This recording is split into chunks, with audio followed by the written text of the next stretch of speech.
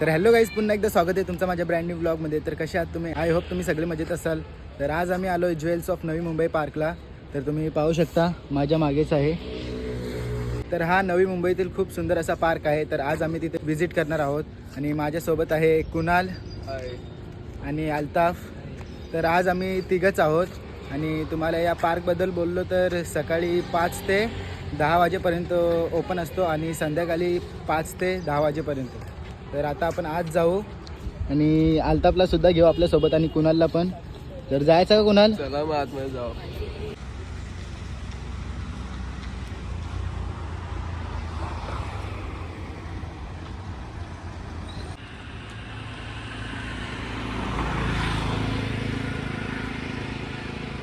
तर गाईज बघा, हा पार्कचा जस्ट बाहेरचा व्ह्यू आहे यो एंट्री गेटचा.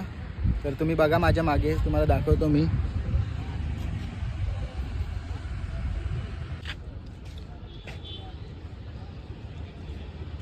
तर गाईज हा पार्क जो आहे तो पाम बीच रोडला कनेक्टेड आहे आणि पाम बीचला कसं आहे, फ्लोमिंगो वगैरे आपल्याला बघायला भेटतात. तर इथे एक फ्लोमिंगोचा स्ट्रक्चर बनवलेला आहे. तर हा बघा माझ्या मागे आहे, पाहू शकता तुम्ही. तर गाईज तुम्ही पार्कच्या बाहेर या एंट्री गेटलाच बघितलं ना, तर खूप सुंदर सुंदर असे चित्र आकाराने केलेले आहेत. जसं की हे बघा.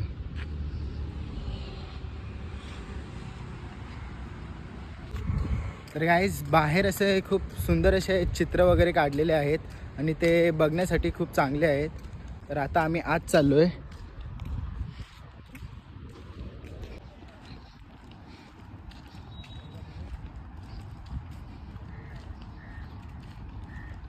तर गाईज इथे आत येण्यासाठी कुठल्याही प्रकारचे तिकीट आणि फी वगैरे काही नाही आहे. तर तुम्ही फ्री ऑफ कॉस्ट आत येऊ शकता आणि हा पार्क व्हिजिट करू शकता. तर गाईज बघा, हा एक जॉगिंग ट्रॅक आहे. तर जास्तीत जास्त लोक इथं जॉगिंगसाठीच येतात सकाळी सकाळी. तर गाईज हा डायमंडचा स्ट्रक्चर बघा. तर हा सुद्धा दिसण्यामध्ये खूप भारी दिसतोय.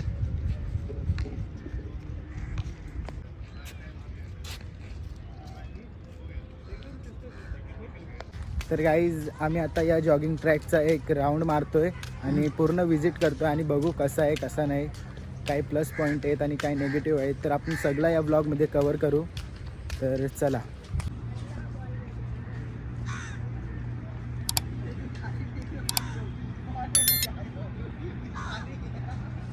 आणि गाईज छोट्या मुलांना खेळण्यासाठी एक छोटंसं गार्डन आणि काही खेळण्याची साहित्य पण आहेत. तर तुम्ही त्यांनाही घेऊन येऊ शकता.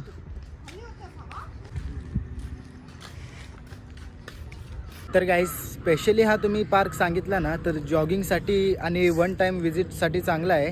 तर तुम्ही इथे एकदा विजिट करू शकता. आणि जर तिथे एंट्री गेटवर आणि तिथे थोडासा आत आलो ना, तर तिथे खूप चांगले पॉईंट होते बघण्यासारखे. पण इथे फक्त हा जॉगिंग ट्रॅकच आहे आणि तो पूर्ण तलावाला असा गोल जॉईंट करतो. आणि तुम्हाला जर माहिती असेल तर जो त्या साईडला आहे ना, तो पाम बीच रोड आहे आणि त्यालाच हा कनेक्टेड आहे. तर कुणाल, तुला कसं वाटलं इथे येऊन आतापर्यंत? तर मला इथला एंट्री गेट चांगला वाटला आणि आतमध्ये घुसलो तर 2-3 लोकेशन होते ते चांगले वाटले इथं.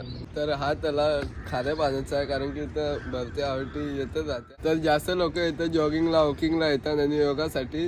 तर अजून आमचा कव्हर झालेला नाही अजून. तर चला मग कव्हर करून घेऊ. तो अल्ताफ, तेरे मन से तेरे को कैसा लगा अब तक यहाँ पर? मेरे को तो सब सही लगा यहाँ पे. अच्छा पार्क है, आप आ सकते हो वन टाइम. अगर आप यहाँ पे नवी मुंबई के आसपास कहीं रहते हो तो आप वन टाइम यहाँ पे आ सकते हो. तर गाईज तुम्ही बघा माझ्या मागे, हा फिटनेससाठी खूप सारे असे साहित्य आहेत. तर हे बघा, तर असे खूप सारे साहित्य आहेत आणि ते स्पेशली फिटनेससाठी आहेत. सकाळी सकाळी जे लोक येतात इथे वॉकिंग जॉगिंग वगैरे रनिंग वगैरे करतात त्यांच्यासाठी स्पेशली आहे.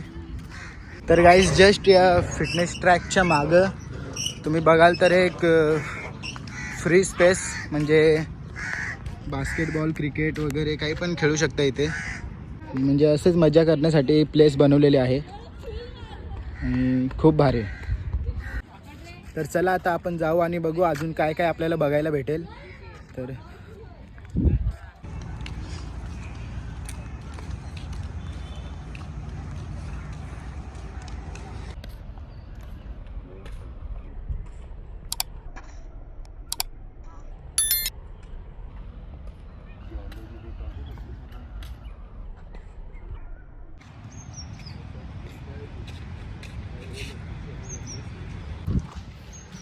तर गाईज असे छोटे छोटे पॉईंट आहेत की जिथनं व्ह्यू खूप चांगला दिसतो. तर मला तर असं वाटतं की संध्याकाळी इथे सनसेट तर खूप चांगला बघायला भेटेल. फोटो काढायचा आहे का? तर गाईज या साईडला तुम्ही बघाल ना तर एक खुला एरिया आहे पूर्ण. तर इथनं पूर्ण तलाव म्हणजे या लेकचा व्ह्यू आहे ना तो खूप भारी येतो.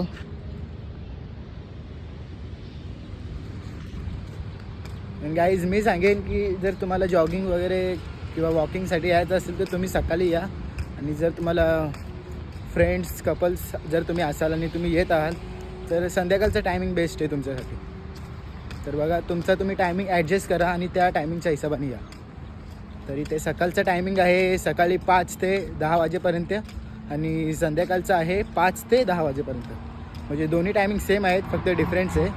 आणि पार्कच्या आत येण्यासाठी कुठलेही रिस्ट्रिकेशन्स आणि तिकीट फी वगैरे काहीच नाही आहे. तर एकदम फ्री ऑफ कॉस्ट तुम्ही आत येऊ शकता. तर आता आपल्याला कुणाल थोडा गाईड करेल तर इथले बेस्ट लोकेशन्स दाखवण्यासाठी. तर आता चला आपण बोलू कुणालशी. तर हा बघा एक्सप्रेस पाम बीचचा. तर बहुतेक जणांना माहितीच असेल तुम्हाला. तर बहुतेक आम्ही 70% कव्हर केलेला आहे, 30% बाकी आहे. आता 15-20 मिनटामध्ये तो बी कव्हर करून टाकू आपण. आणि जितकं लोकेशन आपल्याला भेटतील कव्हर करायला चांगल्या तर आपण त्या कव्हर करू आणि ब्लॉगमध्ये टाकू. तर हा ब्लॉग तुम्ही एंडपर्यंत बघा आणि चॅनलला सबस्क्राईब नाही केला असेल तर सबस्क्राईब करून घ्या. तर असे तुम्हाला नवीन ब्लॉग बघायला भेटतील या चॅनलवर. तर चला मग जाऊ कव्हर करू लोकेशन. आणि आता टायमिंग पण बहुतेक रास गेलं आहे. 9:40 झालेत आणि आता आम्ही बघतो. तर असं नाही आहे की 10 वाजले की तुम्ही डायरेक्ट बाहेर जाऊ शकता. तर हा पण एक या साईडला पण एक जो पाम बीचचा रोड आहे तुम्ही इथून पण आता एंटर करू शकता. तुम्हाला कोण काही बोलू नाही शकणार. इथे बसू शकता. पण तिकडे गेलात ना तर तिथले जे सिक्युरिटी गार्ड आहेत ना ते तुम्हाला सांगतात की 10 वाजले 10 वाजून गेलेत तर इथे थांबू नका वगैरे असे म्हणतात ते. तर हे आहे प्रोसेस. तर बाकी काय नाही तुम्ही इथे या साईडनं म्हणजे कसं हा खुल्ला असं म्हणजे प्रत्येक जागेवर असे खुल्ला एरिया आहे. तर तुम्ही तिथून आत येऊन बसू शकता इथे फिरू शकता. पण या भागात फक्त तर एंट्री गेट तिकडं आहे त्या साईडला. तिकडून आपण असं फिरून आलो तर हा इतकाच वाचला या साईडचा. तर तोही कवर करू आपण.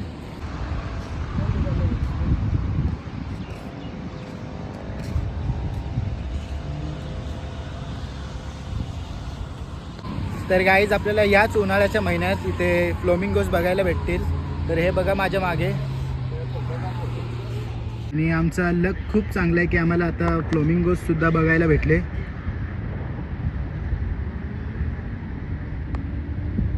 तर गाईज हे फ्लोमिंगोज आपल्याला वाशी आणि मुंबईच्या किनारपट्टीवर बहुतेक बघायला मिळतात. तर गाईज अजून एक स्टॅच्यू आहे माझ्यासमोर. तर हा बघा.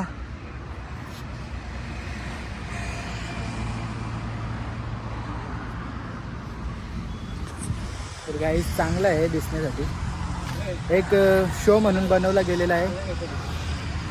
तर चला आता बघू पुढं अजून काय काय बघायला भेटतं आपल्याला. तर गाईज आता मस्त फिरलो वगैरे पूर्ण ब्लॉग कवर केला. तर लास्ट इतकेच लोकेशन होते जितके आम्ही दाखवण्याचा प्रयत्न केला.